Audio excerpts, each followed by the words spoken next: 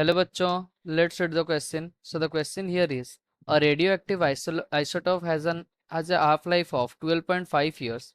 How long it will take for the activity to reduce to 3.125% of its initial value? Okay, तो question क्या पूछ रहा है, हमारा जो रेडियोएक्टिव आइसोटोप है उसका हाफ लाइफ है 12.5 ईयर्स एंड वो कितना टाइम लग रहा है उसको रिड्यूस होने में, कितने कितने में रिड्यूस होने में, that is 3.125% of initial value होने के लिए कितना टाइम लग रहा है. So the key concept of question here is, we know that the formula, that is n upon n naught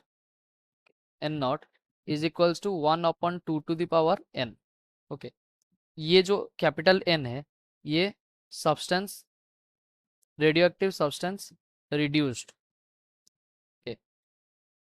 okay, कितना अभी बचा हुआ है, that is remaining. Okay, and it is remaining, not reduced, it is remaining substance, remaining disintegrated. Okay, वो और जो n not है ये है initial value, initial radioactive substance, और ये जो स्मॉल n है ये है number of half lives, number of half lives. तो नंबर ऑफ हाफ लाइफ्स हम कैसे कैलकुलेट कर सकते हैं, तो total time upon T half. Okay, total time upon T half. तो इसमें हम पुट करते हैं तो हमारा जो रिड्यूस कितने कितने तक रिड्यूस हुआ है, 3.125%, 3.125% is equals to 1 upon 2 to the power n.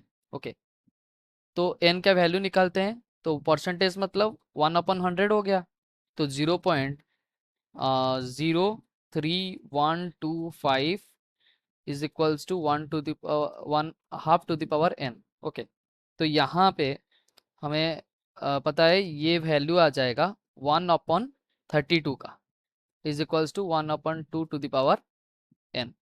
तो ये जो 1 अपॉन 32 को हम क्या लिख सकते हैं, 1 अपॉन 2 टू द पावर 5.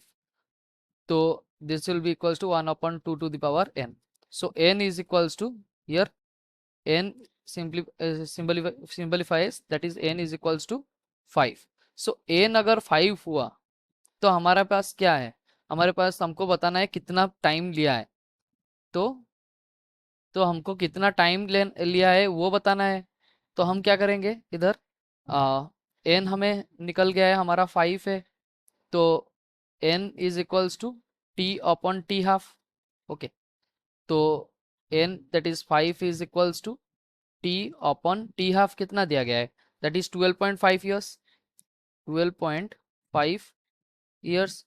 तो हमारा जो टोटल टाइम है दैट इज इक्वल्स टू कितना है, that is 5 into 12.5 years, that will be equals to 62.5 years. Okay, so therefore the activity to reduce 3.125% of initial value, it will take 62.5 years. So this will be our required answer. I hope so you understood it well. Best of luck. Thank you.